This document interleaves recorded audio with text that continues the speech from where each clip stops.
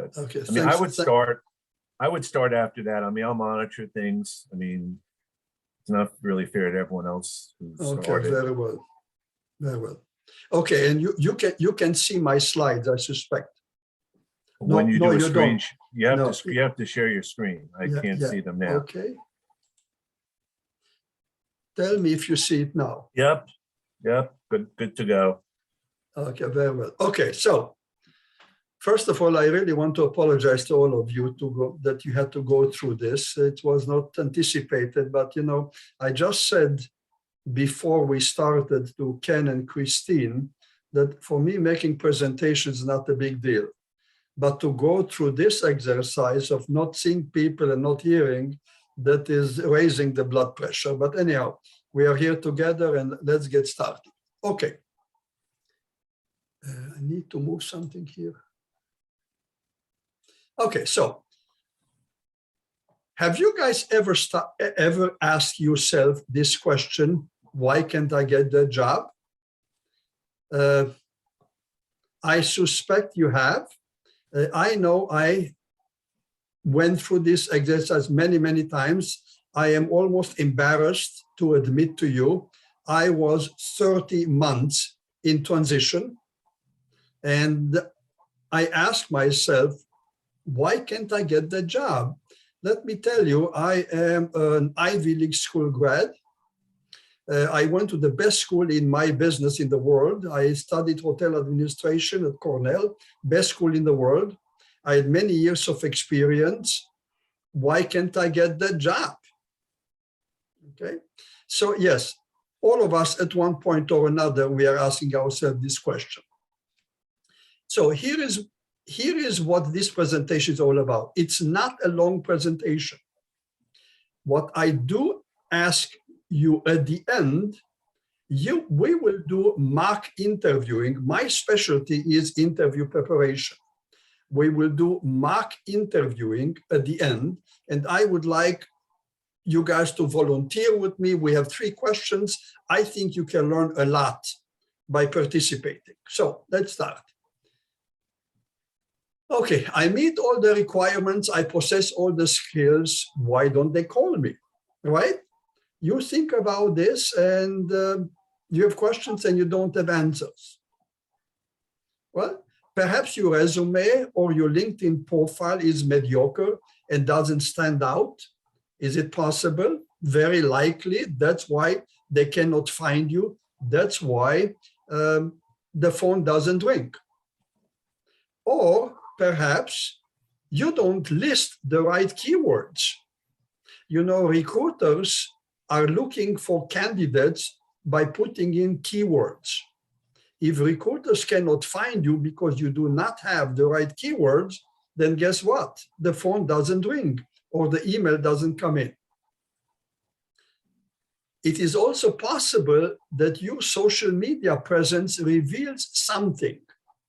Perhaps there is something on your LinkedIn profile or Facebook or Twitter or whatever, something they don't like about you. I don't know what it is, but this is very, very possible. Or is it possible that you are lacking the fit? Have you heard that statement before? Sorry, we went with somebody else. You're lacking the fit. Now, so let me read to you a little bit about the law in the United States. It is illegal to discriminate against age, gender, ethnicity, sexual orientation, religion, disabilities, marital status, or medical issues. Again, I just read to you the law in the United States. Okay, how can this happen? Yet, this is done every day. Every day, companies are not conforming to the law of the United States, right? So the question is, how can they get by? Have you ever asked yourself this question? How can they get by? How is it possible the law says one thing and they're doing it differently every day? Well, companies have an unspoken and unwritten secret. I hope that you agree with me. It's the secret culture. You simply don't fit. And I'm sure you heard that before. You just don't fit. You know, when I hear this, I always smile. Fit is a 3-letter word, and you can write books about what do they mean. You don't fit. So I want to spend a few minutes with you guys about talking about interviewing with the human resources.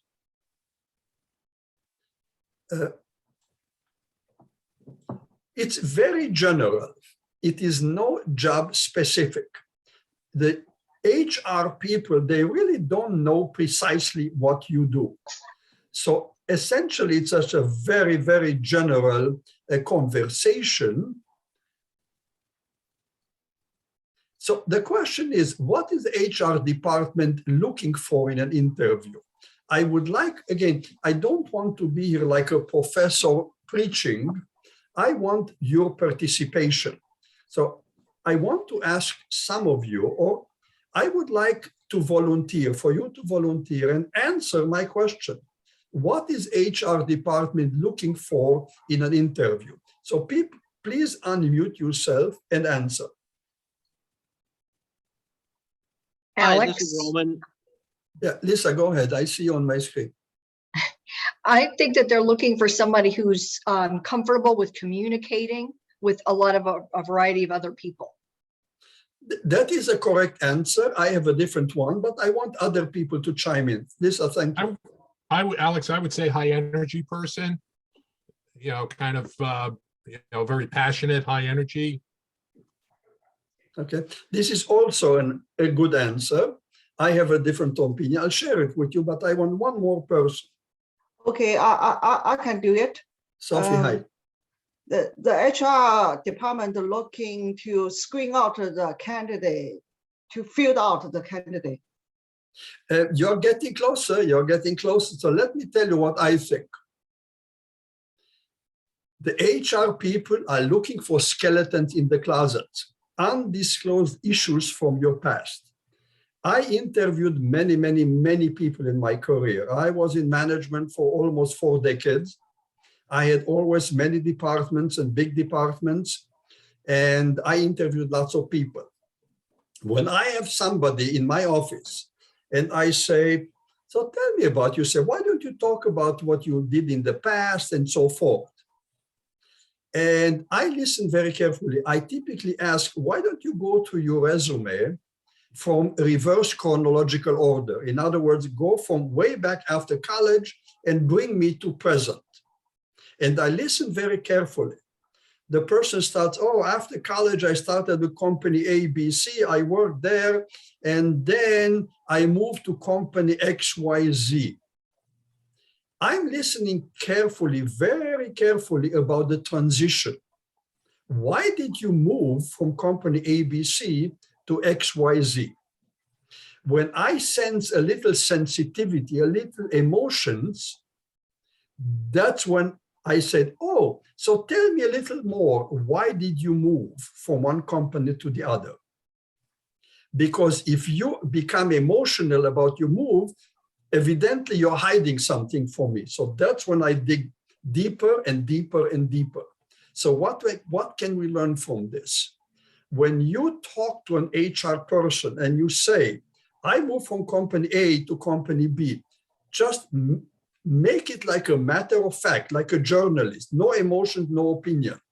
Because the moment you keep talking about, what happened at company A that prompted you to move to company B, that's where the HR person will keep asking you further questions, and you don't want that to happen.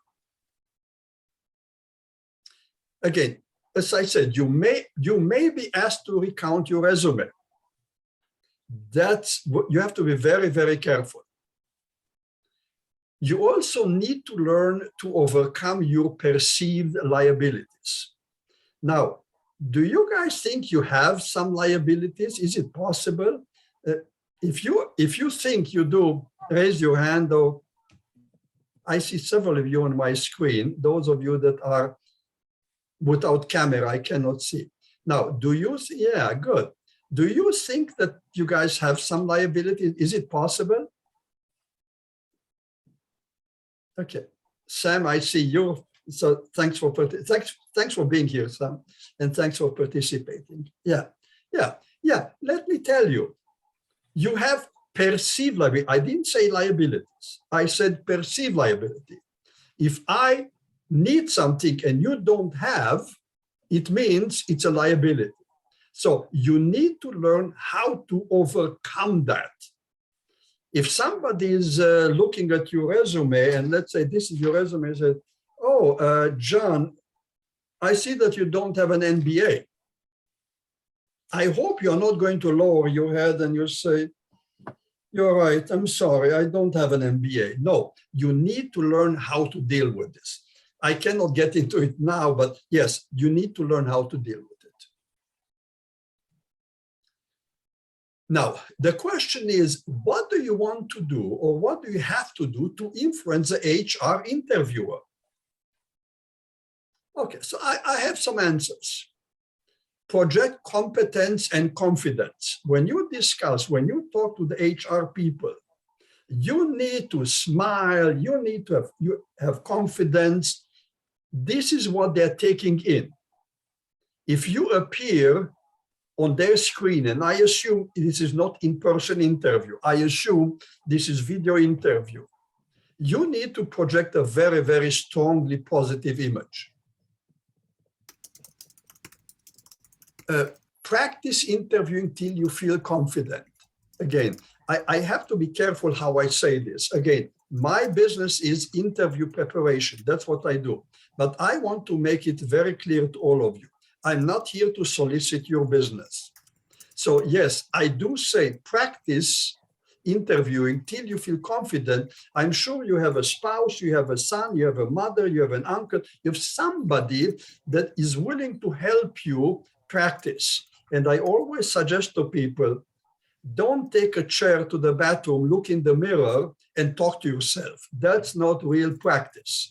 Have another human ask common interview questions, you answer, but most important is ask this person to give you honest feedback. The value that you get from working with another person is the feedback. And I'll tell you why. I have to share with you a situation that happened, I don't know, a year, 2 years ago. My phone rings. At the other end of the phone is a gentleman. And he says, hi, Alex, my name is so-and-so. I live in Chicago. I have a PhD. I've been working in pharma for 20 years. I had 6 interviews and no offer. Alex, what do you think is my problem? So this is what I said. Look, I certainly don't know you. I appreciate what you shared with me. But here is what I think happens. You went to the first interview and evidently you did something that the interviewer didn't like. And they moved to someone else.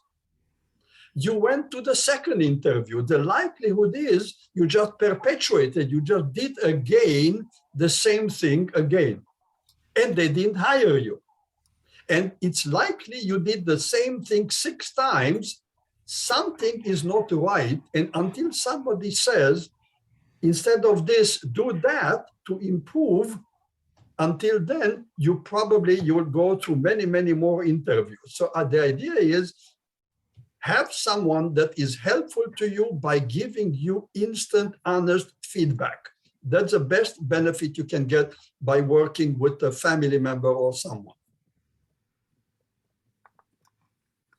Okay, smile a lot. Let me tell you why I put this picture here. Smile is something we do with our body. It's body language. So let me tell you this. We communicate a lot with our body language. We don't have to say things. We communicate a lot with our body language. If you smile, I don't care where you live, I don't care what culture you are from or what country or anything. you basically tell me one thing, Alex, I enjoy being with you. And that's what you want to project. So a smile anywhere on earth means the same thing. It's nice to be with you, so smile. And I know this is very difficult because I'm sitting here and I'm telling you to smile when you have a lot of pressure on you. An interview is pressure. So Alex, Yes, Alex, please. Yes, I see a Ken. comment. I see a comment in the chat. I guess it's from Belinda. I guess the HR or recruiters are looking for somebody that can meet all the aspects of the job that's posted, but they also believe that as humans, they also take feedback depending on their own and how they feel connected. Yeah, of course, of course. Look, the HR is going to ask all kinds of questions, but at the end of the day, they don't know specifically what you do, but they know the company's culture, and they will evaluate whether you fit into their culture. They will also evaluate your potential. One of the biggest mistakes that I see with all the people I work with, everybody's pointing me to their past. Oh, I've done this, I've done this, I've done this, I've done that. Yes, the interviewer knows that. The interviewer doesn't care so much about your past. The interviewer cares about your potential for their future. Okay, so let's move on. Okay, so here is now up to this point we talked about interview with HR. Now let's talk about the interview with the boss, right? It is very different than HR. If you agree with my statement, then raise your hand. Do you agree that the boss interview is very different? Yes, absolutely. Absolutely. It's very, very different. By the way, would you like to work for this guy that you see in the picture here? Would you like to work? Okay. Yeah. Steve, you say yes? No. Christine, you say no? Yeah. No. Yeah. Okay, good. Okay. So the hiring manager, the boss, is looking for fit and most likely similar to him or her. It is a known thing. People hire those people that are thinking, behaving, often looking the way we do.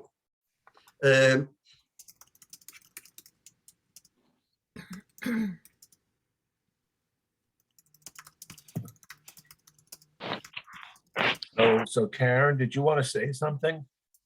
Karen McLeod?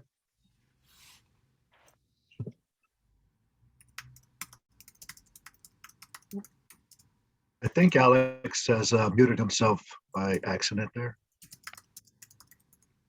Okay, we'll continue with this. Alex, you're muted. Meantime, I will be monitoring the conversation a little bit. I can probably speak to some of what Alex is talking about. Anyone have any specific questions for me that I can kind of mention to Alex? I mean, because I'm pretty experienced with interviewing from a different perspective as a hiring manager. And I can tell you this, a lot of times hiring managers don't necessarily know what questions to ask because they've just had a resume thrown in front of them. So I think understanding that perspective definitely helps. So Alex, go ahead. I see you're on mute. Okay. Okay. Yeah, I think it's okay now. Okay, good. Yes. Yep. Okay. So again, the hiring manager is looking for fit and most likely similar to the way he or she looks like or whatever. Now, here is a question that the hiring manager is asking. Does he have the required skills and really good at it? You know, in an interview, they're talking a lot about skills. By the way, there is a saying in this business, we select for skills, but we hire for personality. So yes, skills will be a topic that you will be discussing with the hiring manager. And one of the questions that the hiring manager is asking, do you have the skills that I need? A, but B, are you good at it? Just to say that I did A, B, C, that's not enough. You have to convince the interviewer that not only you have skills and experience, but everybody thinks that you're very good at it. Does he understand what we do, and is he our solution? When they interview, again, we're talking now about the interview with the hiring manager, with the boss. And the question is asking, do you understand what we do? Are you clear in what we do? And are you the solution to a problem? That's what you have to convince during the interview, the interviewer, that actually not only you understand what they do, but you have the answers to what they need. Well, Alex, Yeah. I'm looking at a question. Sometimes I feel hiring managers are threatened by a candidate's knowledge, skills, and experience and character. Is that a possibility? Could you do me a favor? I had to put it louder. I didn't hear you. What you said, Okay. please. Sometimes, can you hear me now? Yes, I can. Sometimes I feel hiring managers are threatened by a candidate's knowledge, skills, experience, and even character. Is that possible? Absolutely, categorically, yes. Absolutely, categorically, yes. And I say this for my personal experience. I had a situation in the past. I was asked to take over another department that I never managed before. And it was the conference center. Again, I worked in Morristown, New Jersey, and I worked for Honeywell. At one point, my boss comes to me and he says, Alex, I would like you to take over the responsibility of the conference center that we are going to build in the future on our site. And of course, I said, yeah, of course I will. So I interviewed people to manage for me the conference center. And I remember one day a woman walked in to my office, and I have to admit, she was superb. She was fantastic, way better than I can be any day of the week.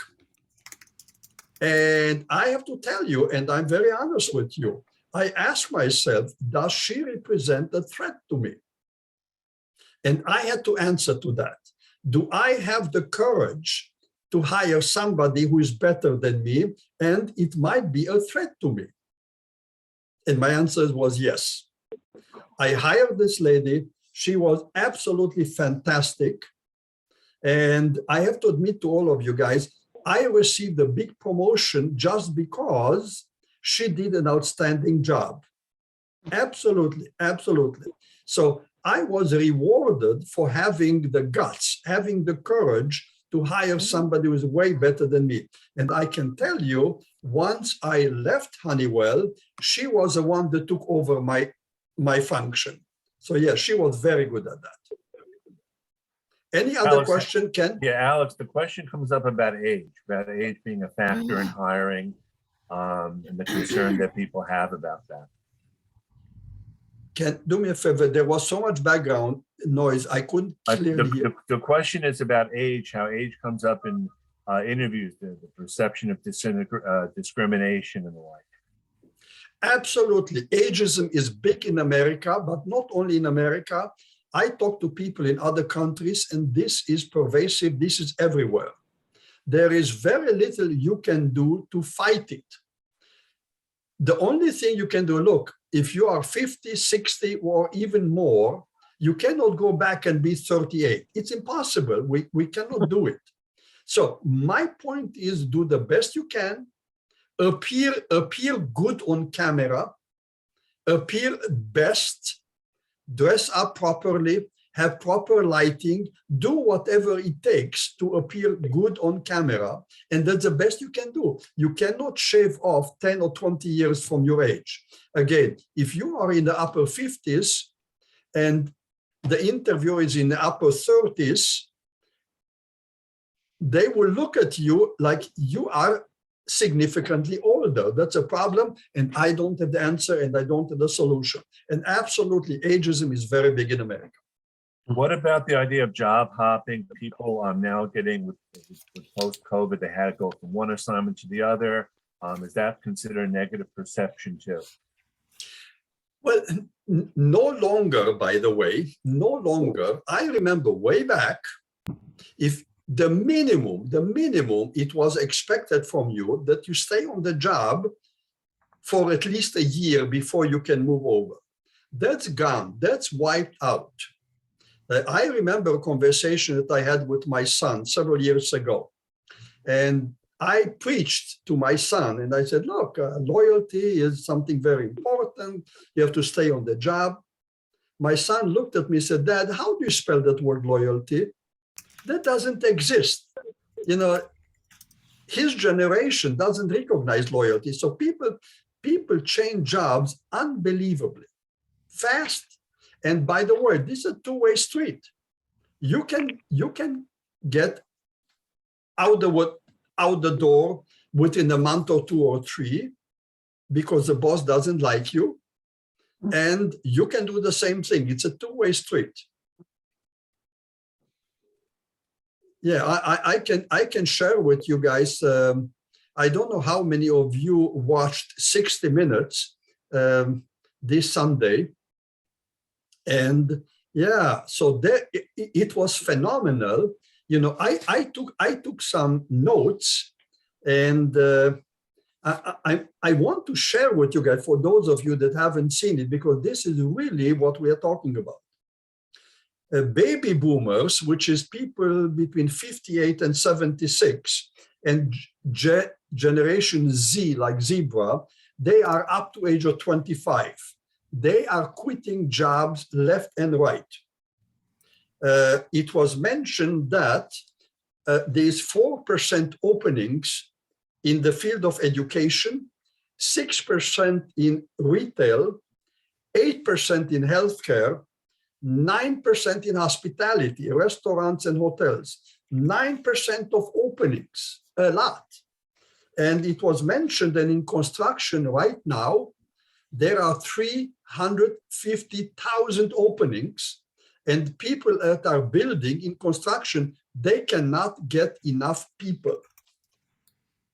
It was also said on 60 Minutes that people are moving from big cities to smaller places where its housing is more affordable. And we know that, we've seen that. People are choosy, people are not willing to take new positions, and people want autonomy and flexibility. So these are the two things that were mentioned, is autonomy and flexibility. And it was also mentioned something that kind of stood out in my mind. Before COVID, there was 1 in 67 workers that work remotely. Now it's 1 in 7. And I calculated that is an increase of 90%.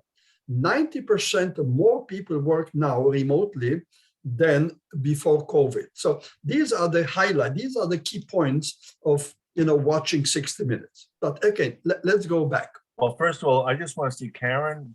Karen, do you want to say anything? I see your hand is up, or is that just from before? Yeah, I had just a comment about the job hopping. I want to Please. reverse that and say I was in a company almost my entire career, in the same company, but moved up within the company. How is that viewed now, looking for a job at 55 plus? Very favorably. Is that Very right? favorably. Look, Karen, I take your resume in my hand and I see Karen joined us, 12 years ago. She was hired as a supervisor.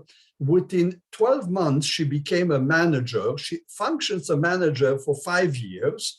Evidently, she was good at what she was doing. Now she's moving up to a senior manager. And as a senior manager, she was another 3 years. And there was an opening as a vice president, and Karen was promoted to become a vice president. My conclusion is you are good at what you're doing. So this is fantastic. Good for you. Okay, thank you. Okay, you're welcome. Any other questions? Okay. I don't. Can we move on, or any other questions? Yes, definitely move on. Okay. Okay, so another question is, what are the reasons to hire him versus other candidates? I told you I was a hiring manager for many, many years. The number one question that I had when I interviewed people, why should I hire Ken and not Karen and not Lisa and not Diana? And until I don't have an answer for that, I cannot hire Ken. There is a relationship between you and the interviewer. You have to show the interviewer that you are the solution to their problem. The interviewer has to come up with good reasons to hire you and to justify your pay. Let's say I decided to hire Ken. And my boss says, Alex, congratulations. I understand Monday you have a new member in your team. I even know his name. His name is Ken Lang. Alex, can you please tell me why you decided to hire Ken? I cannot tell my boss, Ken is such a nice guy, really. He's a very nice guy. That's not a good reason to hire Ken. I have to tell my boss, I interviewed 5 people. Ken was only one of them. Ken stood out in the interview. I love the way he answered my question when I talked about a particular skill. Ken has very good communication skills. And from what I could conclude, Ken is very well liked by the people he's supervising. Okay, so I need to give my boss reasons why I hired Ken. So please remember that. Oh, I have a very easy question for you. Can we afford you? You know, I always say jokingly, do you know why I drive a Volkswagen Jetta and not a Maserati? I would love to drive a Maserati. Do you know why? It's too expensive. So the same question is being asked by the hiring manager. Can we afford you? Yes, I love everything about you. You are fantastic. I would love to hire you. Oh, by the way, can we afford you? And very soon we will deal with this issue because this is one of the 3 questions that we are going to mock interview. So let's wait until we get there. Now, here is an advice to you. Ask only strategic questions. You know, at the end of the interview, at one point, the interviewer will look at you and they said, Christine, do you have any questions for us? My suggestion to you is ask only strategic questions. Don't ask tactical questions. And I put here the strategic essentially means your question is designed to achieve your goal. In other words, ask a question, the answer to which brings you closer for them to make you an offer. Okay, let's move on. All right, Alex, a couple of questions. Please. Would it be appropriate to tell an interviewer about your psychological challenges, autism, ADHD, OCD, or would that be too much information? It's not too much information, but it's not the information you want to reveal in the interview. There is no reason. Look, if they ask you a question about anything, please do not lie. I cannot stand people that lie. I can tell you this, one of the minimums that I was always looking for in an individual is honesty, integrity, and trust. Now, if you are not perfect on the job, you don't have 100% all the skills, I can teach you. No problem, I can teach you. But I cannot stand a liar. I cannot stand somebody that I cannot relate to. It's called likability factor or chemistry. If I don't see that, you'll never be hired. I will not hire you. So I don't suggest that you put it on the table that you have, especially a psychological issue. If you are being asked, be honest. By the way, this might be a very personal question, and I don't think interviewers will take the legal challenge to ask you a medical personal question. You know, one question that comes up in a lot of my groups is, do you put down that you've been vaccinated? Do you put it on your profile? Do you put it on your resume? Only from the standpoint that, you know, if they need you to come into the office, that helps them flesh out candidates. And I kind of wonder about that. You know what? I don't have a legal answer to that. So that's Mhm. clearly a legal issue. Sure, definitely. I don't know. I don't know. I mean, again, thank God I don't need to interview and I'm not looking for another job in my lifetime. But I wonder if people here, have you been asked such a question? If you have, please share with us. I don't know. Evidently, nobody was asked or nobody wants to talk. I know some people put it on their LinkedIn profile, and it's now started to show up in some job descriptions too. But again, legally, it's one thing. I don't think they can ask, and I don't think every state's different too in every situation. Again, this is absolutely a legal issue, and I cannot answer now. Those of you that are a little more age or older, I don't know if you guys remember, but way back, like 40 years ago, I had my resume with a picture. Everybody had their picture on their resume, yes.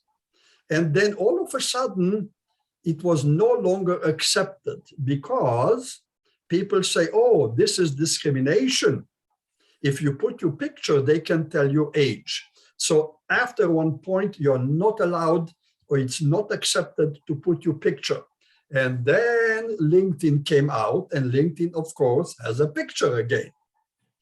So I don't know, but my point is, with the vaccination, that's clearly a legal issue. I cannot answer that. Sure.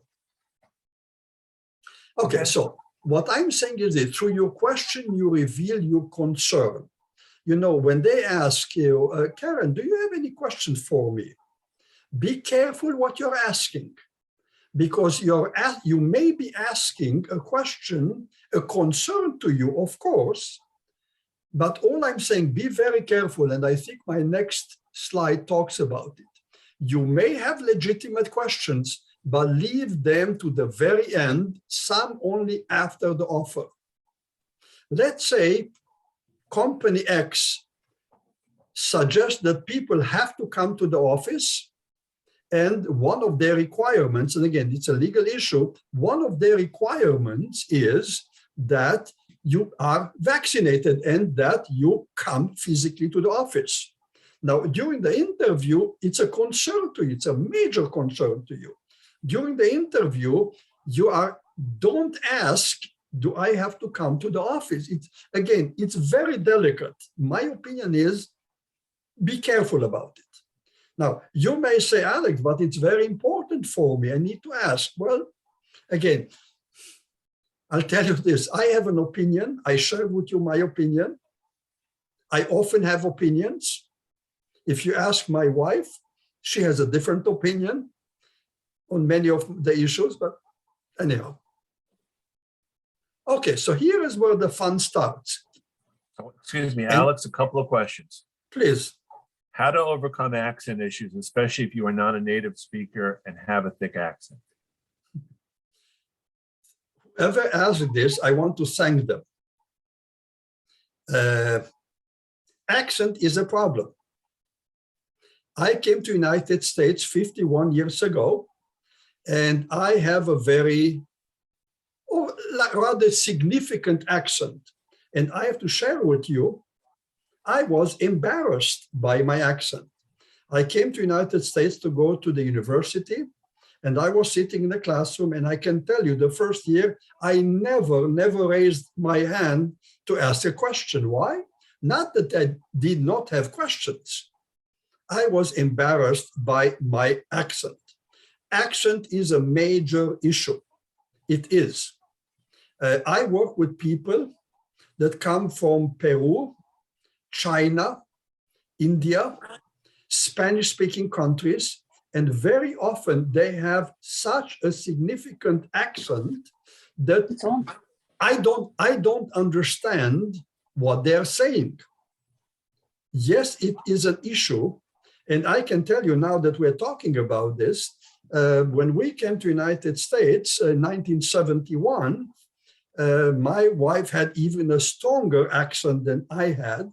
and she went to a speech pathologist several times to help her with accent reduction. And it helped. It helped. I mean, it didn't change it 180 degrees, but I can tell you it was helpful. Okay. Okay. Great, thank you. Okay. Good. Yep.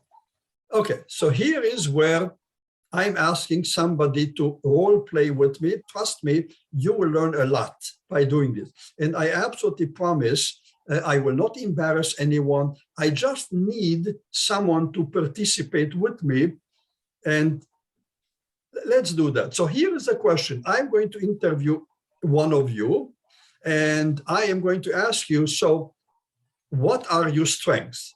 Please unmute your camera, and I want to see you on my screen, and please answer to this question.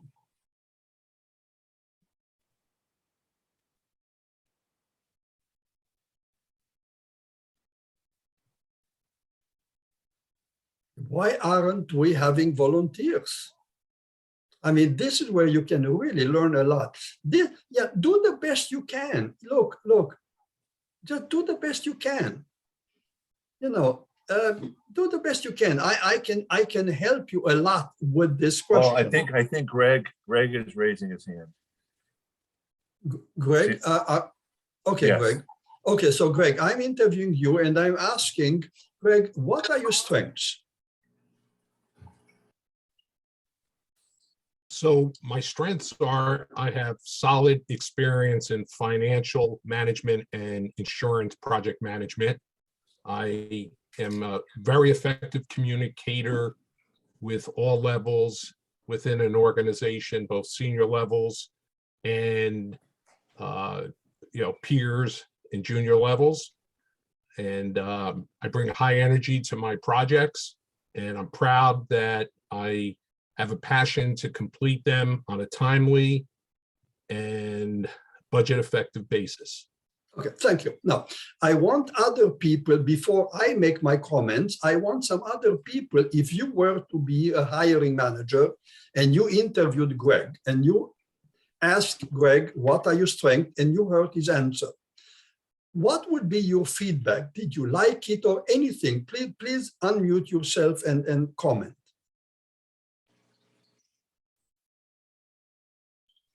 What was I missing?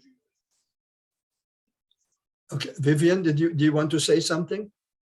No. No. Okay. Okay. I want somebody to react. If you were to be the hiring manager and you interviewed Greg, you heard his answer. Did you like it? You didn't like it? Just make a comment. Belinda has something to say, I Belinda. think. Belinda, wait, I cannot hear you. You have to speak louder. Well, I can't hear her either, but she's No, now you're on mute. Bill. Go ahead, Bill. Okay, Bill. Yes, hi. I thought he was very, very good. He was very confident in his answer. So yes, I thought that was, I would hire him. Okay, good. Now, Thanks, Bill. Appreciate the feedback. Thank you. okay. Welcome. Alex, apparently I'm looking at the other, this was about Greg. It says he was praising himself rather than the value he would bring to the company. I don't know if that's, again, this is about a perspective also. Right. Okay, so look, I told you what I do. Okay. I told you what I do. I work with people every day, helping them improve their interviewing skills. And this is one of the questions that I ask every single client of mine. And they give me answers 99% like Greg. And because I could anticipate how, I didn't know exactly what Greg will tell me, but basically I could anticipate the fashion, the way he's going to talk about it. And because I'm so sure, I'm so certain that I know how they're going to answer, I prepared a sign which I'm showing my clients after they answer to this. Let me share with you the sign.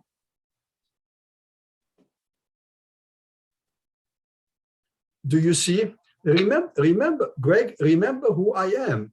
I am the hiring manager. I'm not going to ask you what are your strengths, and you say my strength is A, B, and C. I'm not going to take a rubber stamp and say absolutely, categorically, I believe you, no question about it. I am the buyer, you are the seller. I have to do my due diligence. So the way you answered in my head, I say, why should I believe you? Okay, Greg, now you have the opportunity to ask me this question. I want to answer it, and then I want to hear yours and everybody else's comment. So Greg, please ask me the question, Alex, what are your strengths? Alex, what are your strengths? Greg, I have several. One of them is communication skills. You see, I travel a lot. I spend a lot of time in conference rooms. I meet with a lot of people. I work very closely with my teams. And Greg, I can tell you, now, no, it's not 100%, but 95+%, my team members elect me to be the spokesperson for the team. Another strength of mine is budgets and numbers. You see, right now I report to manager. It's been very close to 3 years. Before this manager, I had another manager for 6 years. And in our organization, every employee must have a performance review every year. And I can tell you, every performance review of mine has a little paragraph that says they like my budgets, they believe in my budget. They always tell me they like the fact that once a month, I send them what I call a variance report. I explain why am I over or why am I under the budget. I have to be honest with you. Sometimes I'm significantly over or significantly under the budget. In those cases, I always like to prepare an action plan just to make sure I don't perpetuate, I don't repeat my mistakes again and again. Greg, I'm sure I have some other strengths. These are the two that come to my mind this moment. Okay, I want to get some feedback from the audience, whether they like or dislike. And please. Couple of questions. Would one have a higher chance than the next person if they're bilingual? Can please repeat it one more time? Would someone have a higher chance than the next person if they're bilingual for an interview, for a job? I want to tell you something. That's a very good question, very apropos question. Let me tell you this. I speak 5 languages. It didn't help me a bit in the last 51 years that I work in America. Okay, so if you work in a company that, let's say they do a lot of business with China, and you are a native Chinese, absolutely it's an advantage. You speak Spanish and you live in a place where they have a lot of business coming in from Spanish-speaking people. Absolutely, it's an advantage, but not always. So Greg, I see you have your hand up again. Did you want to comment? Yeah, thanks, Ken. Yeah, so Alex, thanks for kind of reframing that question.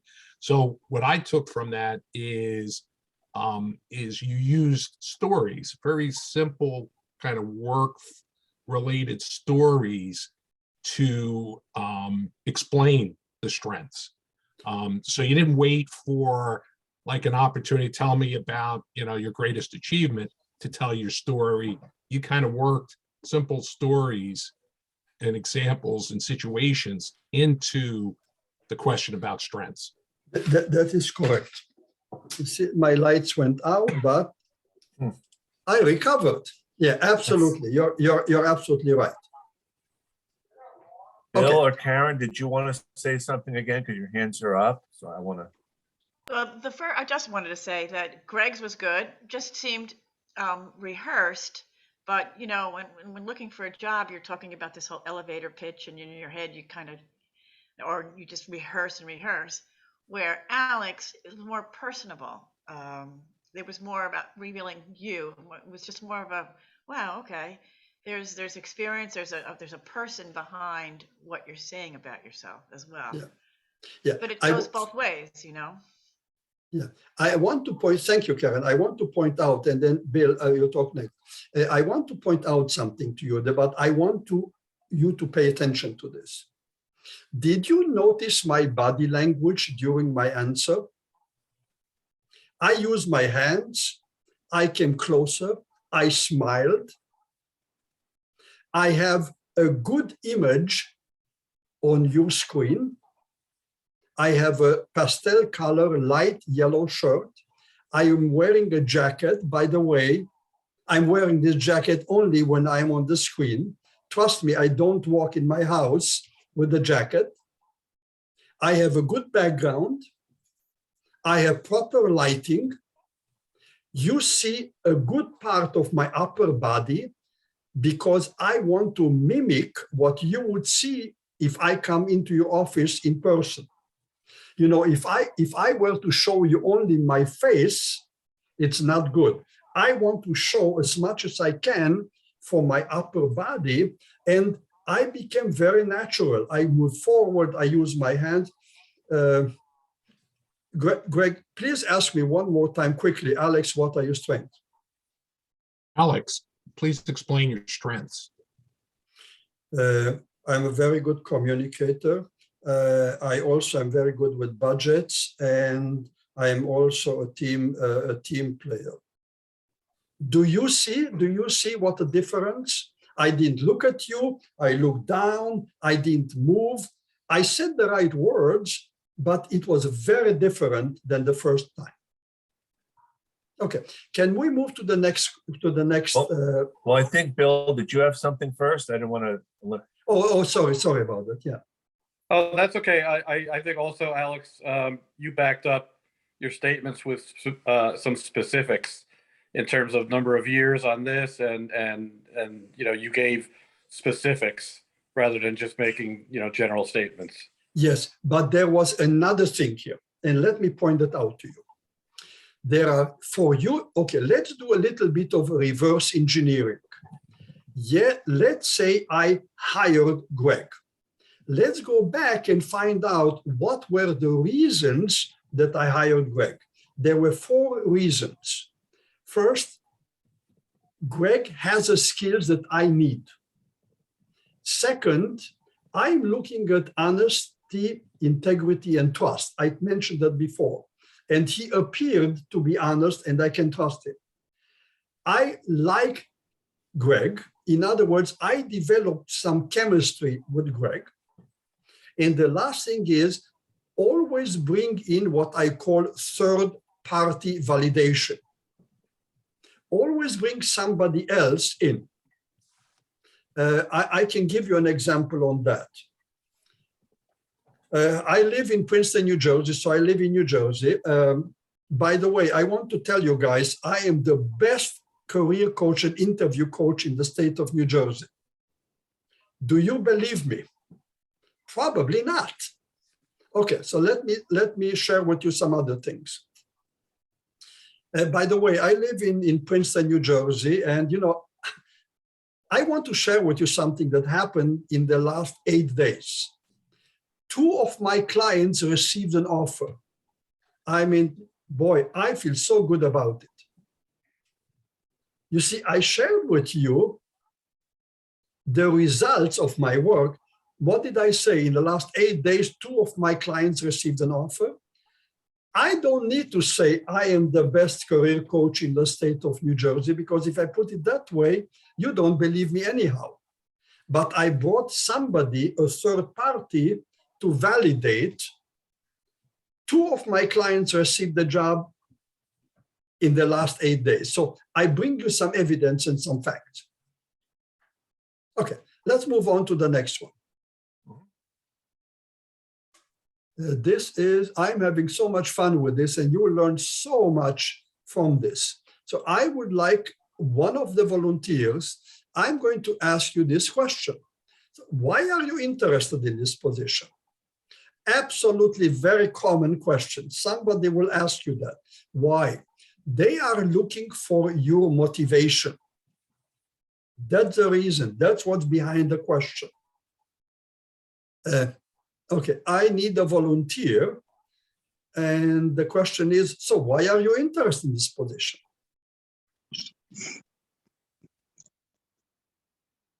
Go ahead, Joan. Uh, Okay. Okay, I'll volunteer. I'm interested in this position because, first of all, I think the company's going great places and its mission statement aligns with mine.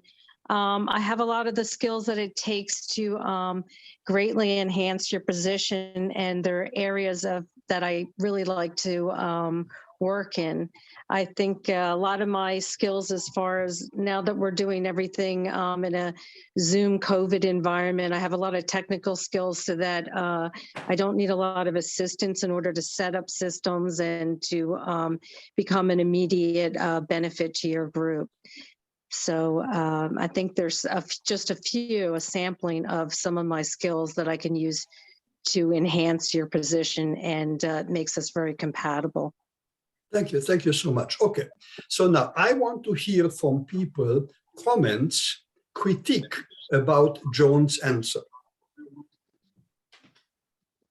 What did you perceive? What did you hear? If you are a hiring manager and this is the answer that Joan is giving you. Greg, go ahead. Yeah, so Joan, I mean, I thought your words, the words were, I thought, very good.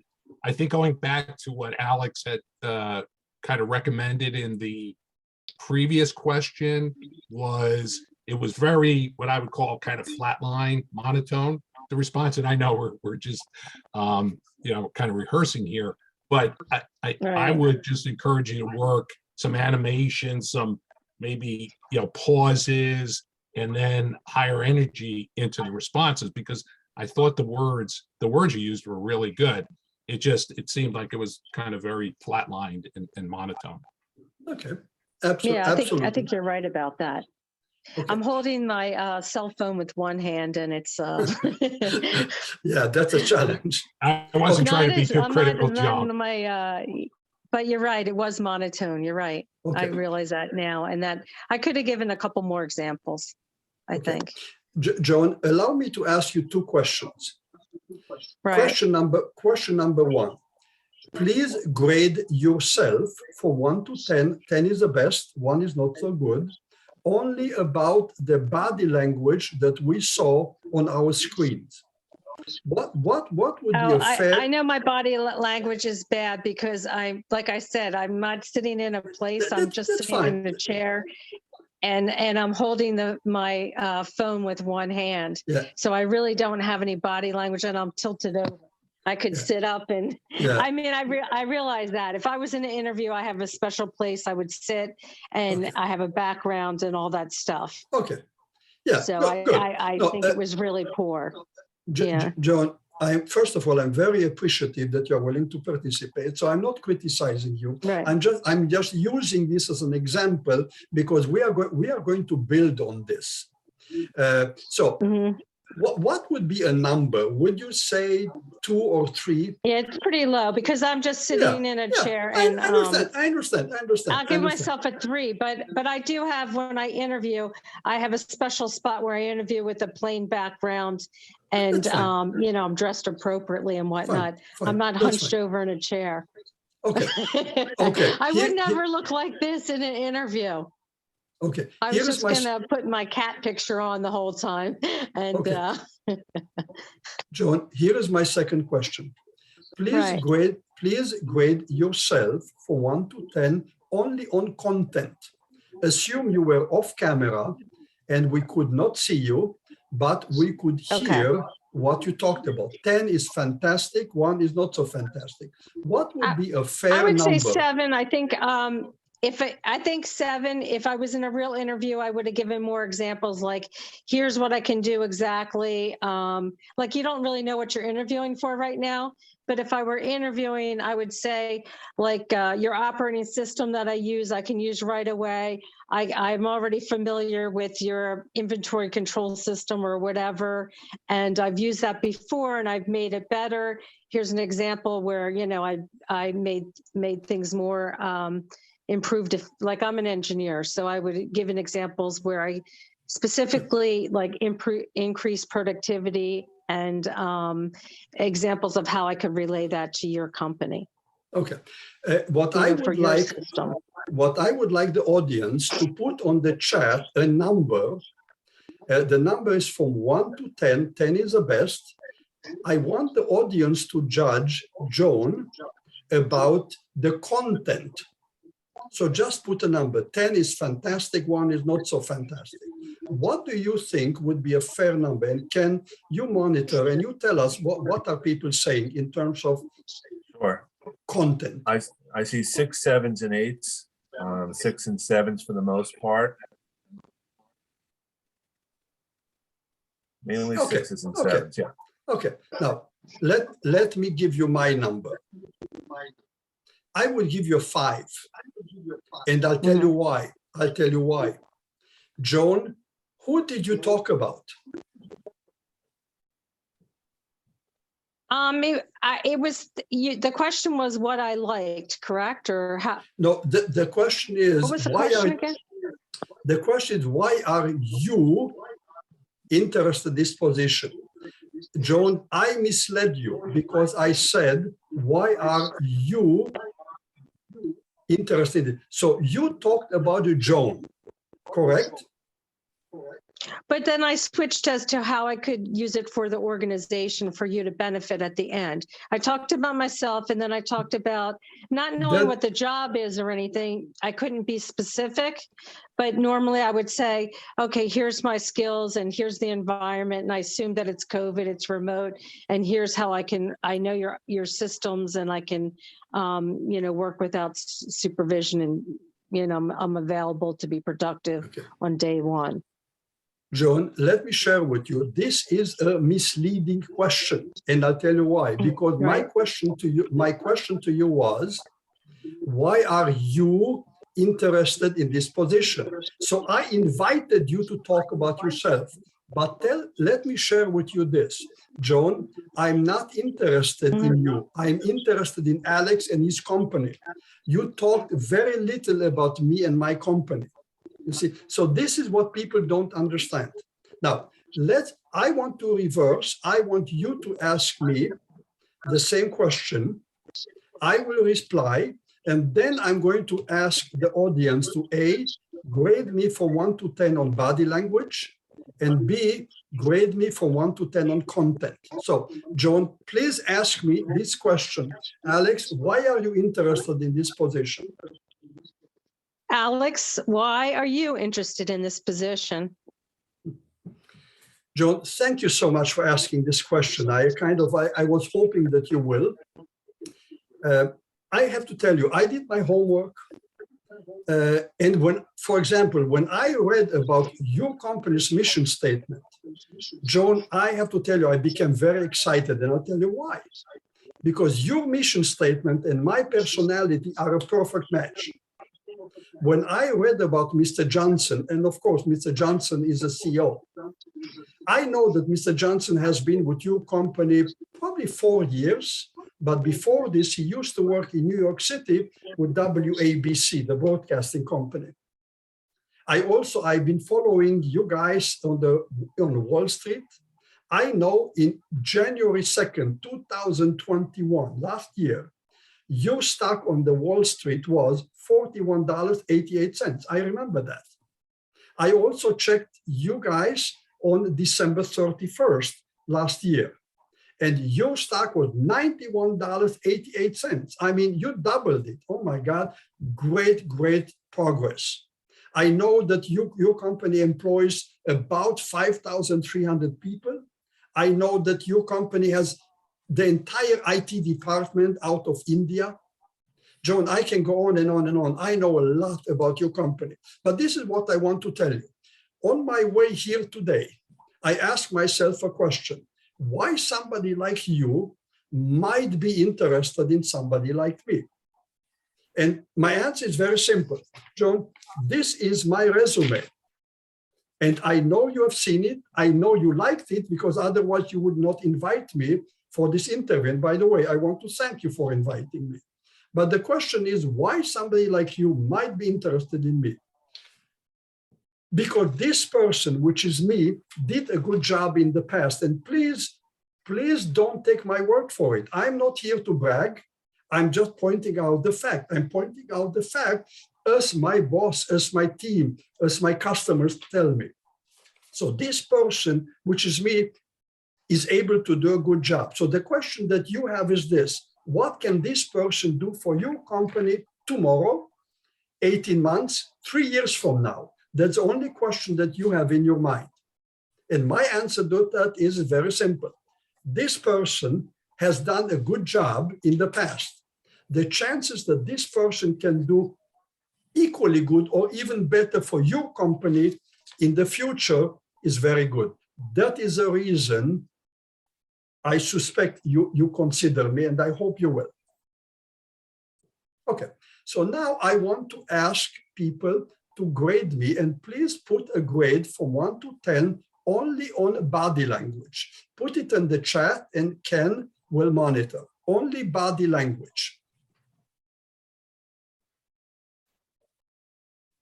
9, 8.5, 8, 8, 9, 10, 8.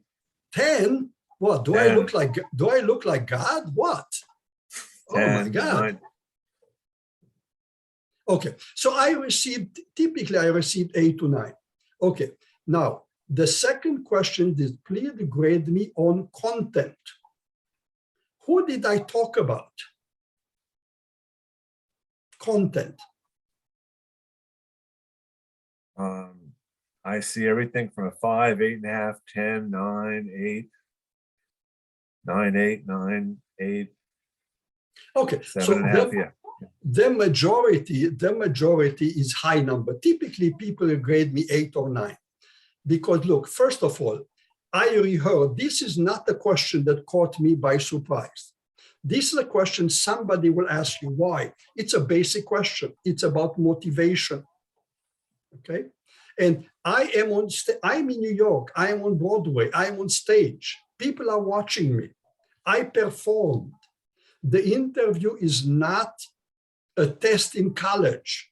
The interview is a Broadway audition. I like to call it a Broadway audition. I perform, I hold my hand, I come closer, I move, and I also talk about what I can do for you. Okay, let's move on. One more question. Christine, do we have time for one more question? Okay, good.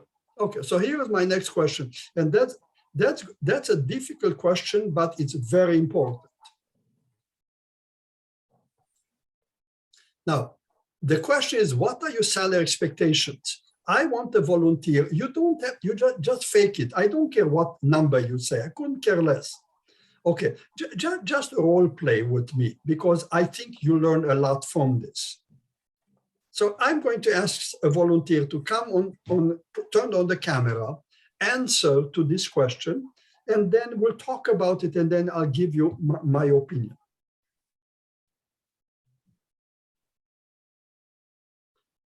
Okay, I have a wonderful suggestion. Here is my friend Sam Cohen, that is a good friend, and I know he would love to answer this question. Am I right, Sam? Oh joy.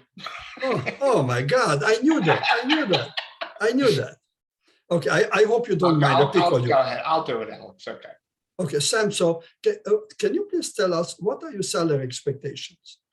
Alex, I'm really excited about this opportunity, and I have done my research and looked into the general industry accepted norms for the salary part, but I need to know much more about the entire compensation package in order to give you a real number. My research does indicate that the position should be between $120,000 and $140,000 in this area for the level of experience that I have. Okay, thank you. Okay, good. Pilar I think Pilar has her hand up too. Can you repeat what you said? Pilar, go ahead. Hey, hello, yeah. I think, that they would like to know a number, because they would like to know that even how much the market is paying based on your experience. Okay. Any other comments? In other words, I think Pillar, it's something to, oh, sorry. Pillar, you said just to say a number, like what? 120, 140, what? Yeah, that Just to- even the depends the position that you're going, that you're applying. That Okay. it can be so high, and even you might not have the enough experience, or it can be so low. They would like to know that you know how much the profession is paying. Okay. Okay. John, you want to say? Alex, can I just jump? Yeah, I thought Please. Sam gave a range, and I thought from previous kind of readings and learnings, you should use a range. So I thought that was good. The one thing I just assumed was he was talking about salary versus possibly bonus compensation. So can you just talk about like the intricacies of keeping kind of the negotiation open related to salary versus total rewards? Like, what are some tips and guidance there? Yeah, good comment. I want to tell you, I work on this question with every client of mine. And I want to tell you that in some cases in America, people are getting obscene amount of money, unbelievable amount of money. I can tell you about 2 years ago, I had a young man, he was 38 years old then, working in a very big bank in Manhattan. And when I asked him this question, he said, Alex, I'm making now 850,000 and I get a lot of other benefits, but that's what I said. So why do you want to make a change? I want more money. 38 years old, $850,000. Do you guys think that that's enough for you, or you want more? Do you think that would be enough for you guys? Could you let us know where this guy is and if the job's open now? No, I cannot reveal, of course, confident. But again, I almost fell off my chair. 38 Jim. years old, 850,000, not bad. Jim, did you want to say something? Yeah, Alice, can you turn it around and ask them there's a range for the position? So turn it back to them to give a number first. Okay. You see, this is what Sam attempted to do. Let me tell you this. I am a very experienced interviewer. If Sam were to say, Alex, what is the range of this job? My answer typically is, Sam, I'm very sorry. I will be fired if I reveal salary information about the company. No way I can give you any indication. This is totally forbidden. So you see, you ask a question and you did not get an answer. You will not get an answer from me. Okay, so let me now, Sam, let's do this. You ask me the same question. Unmute yourself. Alex, what are your salary expectations? Sam, I'm looking for something between $100,000 to $130,000. What was your second answer? $100,000 to $130,000. And notice what happened. I answered to you with a range. I told you 100, which is the minimum that I'm willing to accept. And I added 30% to it, 100 to 130,000. And then I close my mouth and I'm just looking at you. I don't say, and this is very difficult to do. Did you notice how Sam felt very uncomfortable and he kept talking and talking and talking about it? I did my research, I did all this. Anything you say beyond what I said is just showing me your weakness. You are not comfortable with that salary range. So then Sam asked me, Alex, what are your salary expectations? And I said, I'm looking for something between $100,000 to $130,000. And then nothing. I'm looking. So now Sam has two options. Option number one. Yes, Alex, that's what we budgeted for. And then the interview keeps going like we never talked about money. Option number two. Alex, I'm sorry, but this is way more than what we budgeted for. Let me translate that into English. Alex, I cannot give you even $100,000, which is your minimum. So now I have two options. Again, Sam just told me he cannot pay my minimum. So now I have two options. Option number one. Sam, I have to tell you, I'm utterly disappointed. I'm very, very disappointed. I really would love to be a part of your organization. I would love to be a part of your team. But if we cannot come to an understanding and an agreement on the salary, unfortunately, I cannot get this job that I really want. That's option number one. Option number two. I see. Sam, look, 96, 99, 97. We can talk about that. But Sam, if you think 75 or 80, unfortunately, I cannot accept that. Okay. Now, Stuart, you wanted to say something. Please unmute yourself and turn on the camera if you can.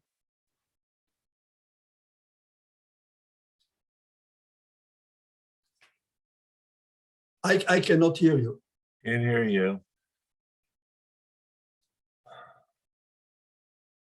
No. Could I ask a question then? No. Stuart wanted to make a comment. Stuart, why don't you put your comment in the chat and we'll look at it from there because we can't hear you. Yeah, and anybody else? Could I ask a question? Question? Of course. So there's a lot of jobs that have great disparities of salary levels. They could be some organization like an engineering manager could be 65,000, could be 150, could be 250. So when they asked you that question, do you not refer to, like, say, I looked at Glassdoor and like, I would never mention it. I would just say Glassdoor and for what your organization is paying, that looks to be within my my salary range. Joan, I hired Typically people. mention a number. Joan, I hired people for over 40 years. And I can Right. look, and I can tell you this, I don't care what was your salary elsewhere. You know, my wife, when my kids were little, my wife for 15 years was a residential real estate agent. And she taught me one thing. The value of the house is not what the seller wants.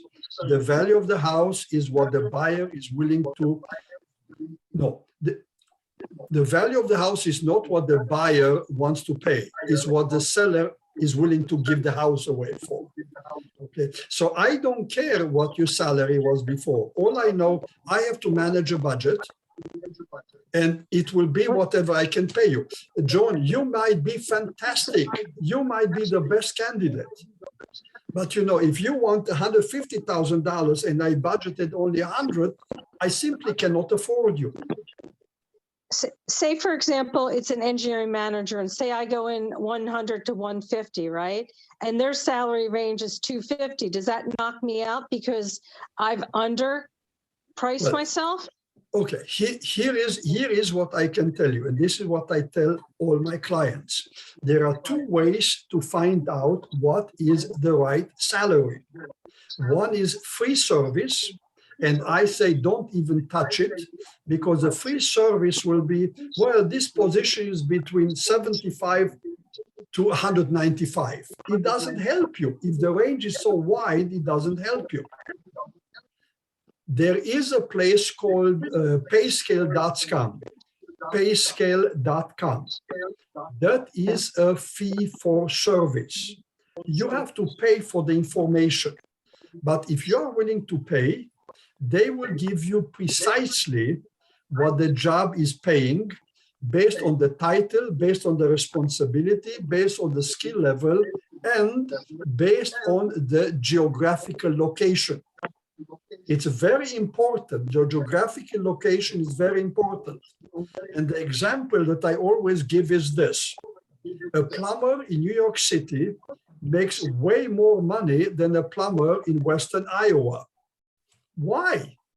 Why a plumber in New York City makes way more money than in Western Iowa? The answer is salaries in New York City are higher than in the Midwest. That's why. It's very important, your geographic location. I remember that I had a client in the Midwest, and he was a financial executive, and he told me that he makes now $250,000, and he has an opportunity to go to California, and that position pays $300,000. So I asked him, and are you going to go for it? Oh, yes, that's $50,000 more. And I said, think again. And I said, let me tell you what I told both my kids since they were, young. It's not how much you make, it's how much you keep. Because the life in California is very, very expensive. Actually, $300,000 in California is less than $250,000 in a small village in the Midwest. Alex, when you have a chance, can you make Christine the co-host? Because I'm going to have to jump off the call. I don't know how long the presentation is. So I don't I have to just make Christine the co-host. Okay, let's see. Like you're able to make me the co-host. To make you the co-host? No, make Christine the co-host. Yeah, just one second. I have two screens here. Okay, just one second. Okay. That's not what I needed. Exit full screen. And then select Christine. Technical challenges. No, then when you see Christine, just make her the co-host, because that way someone else can follow questions and things. Yeah, just one second. Allowed record, remove. Oh, make co-host. Okay. Just make Christine the co-host. That way the conversation flows and that, because I have to jump off, but I appreciate that. Okay, thank you so much, Ken. You saved the day. All right, thanks a lot, everyone. Have a great day, everyone. No, thank you, Ken. I appreciate it wholeheartedly. Somebody else in the office lost Zoom as well, so it's their turn. My turn. I'm on. We'll see how long it lasts. So have a great rest of the meeting. I'm going to just kind of drop off. Okay. Thank you. Thank you, Ken. Yep. We are running a little bit late, but I know that a lot of your questions are pretty important. So if Alex is willing to stay on our call, I'll have him. So thank you so much, Alex. I don't know what plans you have and where you have to go, if you have something else scheduled, but if you want to continue answering, I am all ears. Okay, go ahead. Thank you. Any questions? Any final questions? How could we best tell or show the interviewer how our previous skills or experience will help us to solve current or future? Christine, your voice was a kind of choppy. Can you speak slowly and look at the camera? I'm reading your lips. So, can you hear me? I can, but speak slowly and hopefully I can understand. How do you tell an interviewer that your skills or experience translate to the job duties and that you can do them based on that? Okay. The way you do that is through examples. Let's say they need somebody that knows how to write in COBOL, a programming language. Give an example and say, while I worked at WABC in New York City, for about 18 months to 2 years, my job was to program in COBOL. Not only that I was considered among the best COBOL program writers, but now that we are talking about it, it reminds me that several years since, I did a job and my boss was so happy with it. And what he did, he invited me to have lunch with him in one of the more prestigious restaurants in Manhattan because he wanted to reward me for the favor or the job that I did for him. Again, you see, I bring in an example. So it's more of a story so that you are relaying that information? Correct. Okay. Another question, how we talked a lot about those different questions in an interview and how you can best answer them. What about a thank you email for, or thank you to people that are interviewing you? How do you state that? First Could be of a lot all, of people, one person, I don't know. First of all, the thank you letter is very important. And I want to share with you a story, which I know you will remember because I remember it, but this is a fact. 40 some odd years ago, I worked in New Hampshire at a hospital and I was a department head. I was 2 weeks on the job, at which point one morning, the HR director called me. Her name is Jackie. Jackie called me and she said, Alex, how would you like to have lunch with me today? And my answer was, Jackie, that's a brilliant idea. How about if we meet in the cafeteria at noon to have lunch? And she said, great. We met in the cafeteria at noon. We take the food, we sit down. As soon as we sit down, Jackie looks at me and says, Alex, do you know why you are here? And I have a little sarcastic sense of humor sometimes. And I say, yeah, I hope to have lunch with you, Jackie. And she said, of course, Alex, we will have lunch.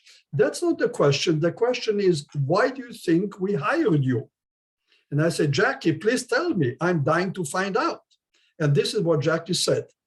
Alex, we interviewed 5 people.